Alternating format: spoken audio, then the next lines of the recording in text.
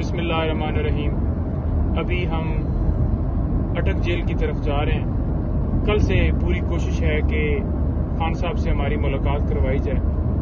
Power of attorney हमने sign करवाने हैं और दीगर दस्तावेजात हमने साइन करवाने हैं, क्योंकि उनकी पटिशन्स हमने हाई कोर्ट में भी फाइल करनी है और सुप्रीम कोर्ट में भी। तो कल बाकायदा तौर पर जेल हकाम की तरफ से इनकार किया गया था कि ना आज आपकी मीटिंग करवाई जा सकती है और ना ही इतवार वाले दिन।